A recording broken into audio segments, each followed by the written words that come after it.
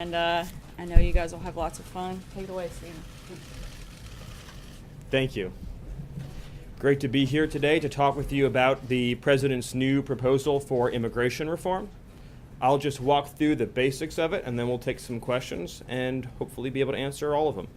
So this is the largest proposed reform to our immigration policy in half a century. The most important question when it comes to the U.S. immigration system is who gets a green card. A green card is the golden ticket of U.S. immigration. Every year we issue 1 million green cards to foreign nationals from all the countries of the world, but we do so without regard to whether that applicant has demonstrated the skill that can add to the U.S. economy, whether they can pay their own way or be reliant on welfare, or whether they'll displace or take a job from an American worker. And as a result of this policy, in place now for many years, we've seen significant reductions in wages for blue-collar workers, massive displacement of African American and Hispanic workers, as well as the displacement of immigrant workers from previous years who oftentimes compete directly against new arrivals who are being paid even less. So it's a policy that's actually exacerbated wealth inequality in the country in a pretty significant way.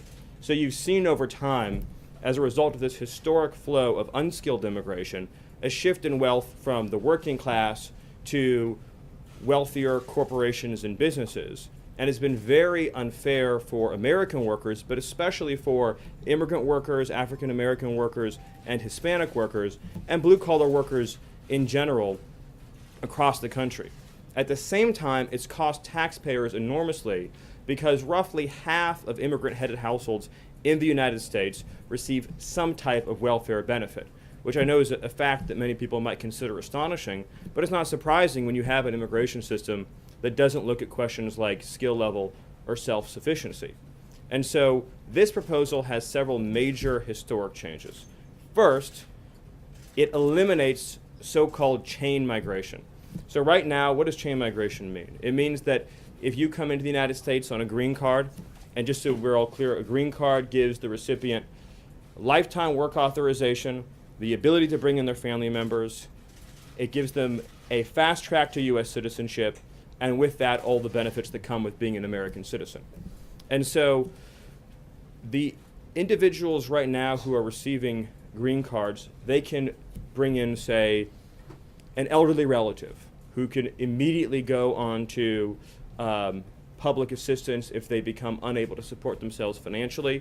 And then that person can bring in a relative who can bring in a relative who can bring in a relative, and that's why they call it chain migration. And over years, that has massively de-skilled the migrant flow into America and produced all of those effects I'm talking about. So we're proposing to limit family-based migration to spouses and minor children.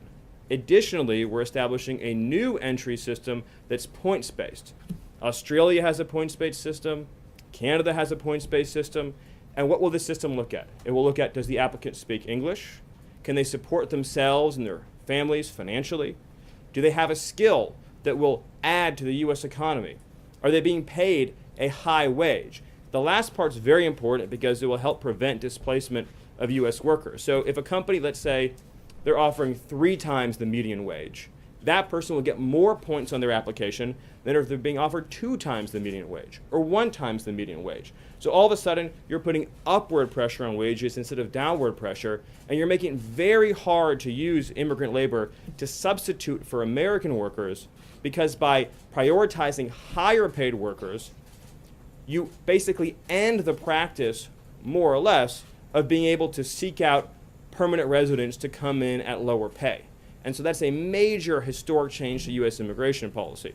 The effect of this, switching to a skills-based system and ending unfettered chain migration, would be over time, you would cut net migration in half, which polling shows supported overwhelmingly by the American people in very large numbers. And I'll just conclude by saying that this is what President Trump campaigned on. He talked about it throughout the campaign, throughout the transition, and since coming into office. This is a major promise to the American people to push for merit-based immigration reform that protects U.S. workers, protects U.S. taxpayers, and protects the U.S. economy, and that prioritizes the needs of our own citizens, our own residents, and our own workers. It's pro-American immigration reform that the American people want, that the American people deserve, and that puts the needs of the working class ahead of the investor class. So with that, I would gladly take a few questions. Thank you, Stephen. You talk about the president's agenda and wanting to implement it, but obviously if this doesn't become law, it won't be implemented, and there's already resistance in Congress, specifically from Republicans, even the day that you're rolling out this plan. How do you plan to overcome that? Where are the compromise points for the president and this White House?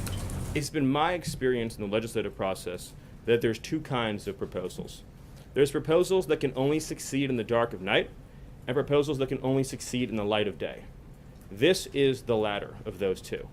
The more that we as a country have a national conversation about what kind of immigration system we want and to whom we want to give green cards to, the more unstoppable the momentum for something like this becomes. There's room for change. And for public support is so immense on this, and we just look at the polling data in many key battleground states across the country, that over time you're going to see massive public push for this kind of legislation, because immigration affects every aspect of our lives. It affects our schools, our hospitals, our working conditions, our labor market, our tax base, our communities, and it's a deeply personal issue for Americans. And so you're going to see massive public support for this. And ultimately, members of Congress will have a choice to make.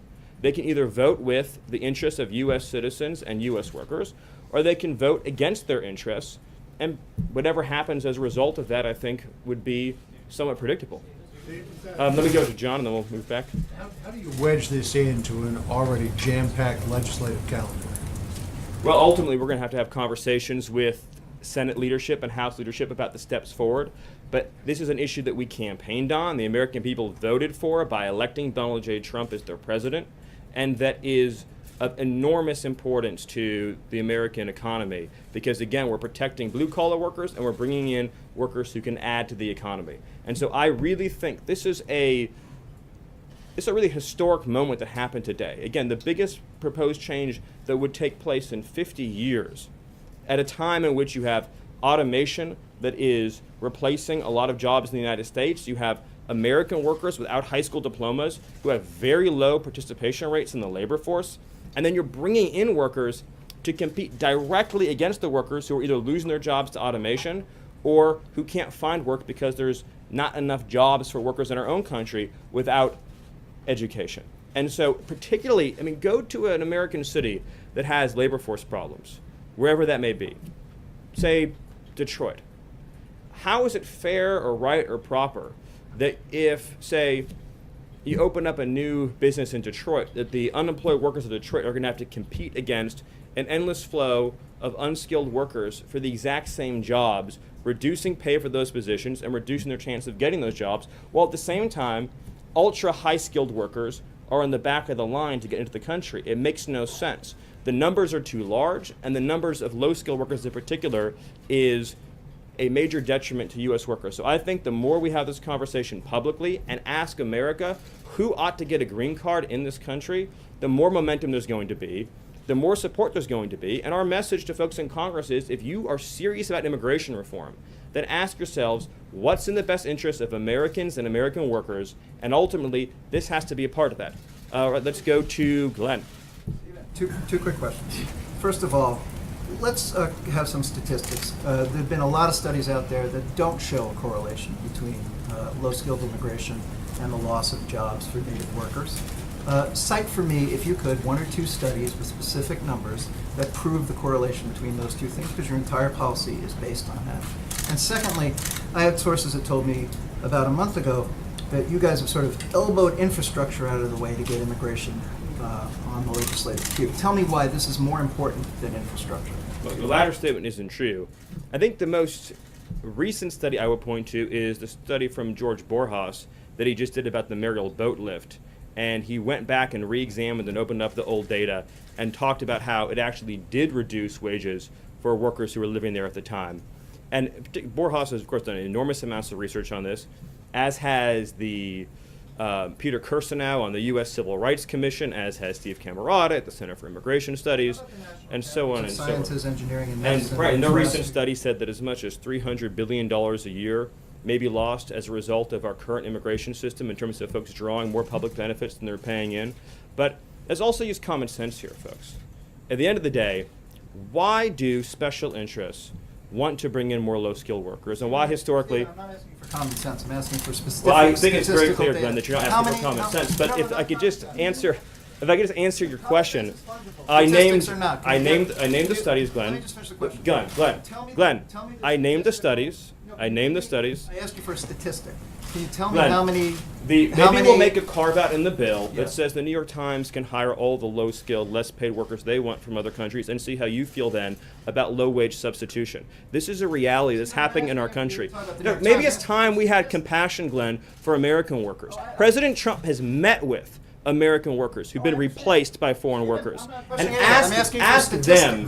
ask them how this has affected their I'm lives. asking you for a Look number. at, I just told you. Low-skilled jobs that Americans might otherwise have. Why? I mean, This if is you look supposed to be first of all, evidence if you look at against the policymakers. if you look at the premise, Glenn, of bringing in low skilled labor, it's based on the idea that there's a labor shortage for lower skilled jobs. There isn't. The number of people living in the United States in the working ages who aren't working today is at a record high. 1 in 4 Americans, or almost 1 in 4 Americans between the ages of 25 and 54, aren't even employed.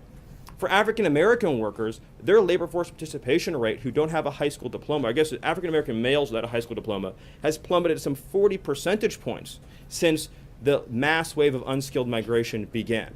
The reality is that if you just use common sense, and yes, I will use common sense, the reason why some companies want to bring in more unskilled labor is because they know that it drives down wages and reduces labor costs. Our question as a government is, to whom is our duty? Our duty is to U.S. citizens and U.S. workers to promote rising wages for them. If low-skilled immigration was an unalloyed good for the economy, then why have we been growing at 1.5% for the last 17 years at a time of unprecedented new low-wage arrivals? It's just the facts speak for themselves. At some point, we're accountable to reality. And on the other hand, like I said, you have ultra-high-skilled workers who are at the back of the line, which makes no sense in the year 2017. Neil, let me go to you. Now So- targeting hold on, let me go to African Neil American Monroe. male. Here's You a just fairly- brought up the African American here's a male fairly simple stats. Are you question. now targeting the black unemployment rate that is traditionally and historically higher than the average American? Is that what you're looking at? There's with no this? doubt, and I'll go to Neil, but there's no doubt, and it's very, very sad and very unfair, that immigration policy, both legal and illegal, over the last several decades, has a deleterious impact on African American employment in general, and certainly African American males, and it's been quite tragic. And we as a country have to have a conversation about that. Neil? Okay, so thanks very much. So one of the arguments made against this bill is that large-scale immigration will increase the total number of jobs. Senator Graham, for example, said he wants more immigration to bring in more restaurant jobs, more resort jobs, bed cleaning jobs, and such like. Is it better for this country to have more jobs or higher wages and higher productivity for Americans? Well, I think at the end of the day, President Trump's been clear that he's a pro-high wage president. He ran as a pro-high wage candidate, and that's what this policy will accomplish. At the same time, to the point about economic growth, we're constantly told that unskilled immigration boosts the economy. But again, if you look at the last 17 years, we just know from reality that's not true. And if you look at wages, you can see the effects there. If you look at the labor force, you can see the effects there. And so again, we're ending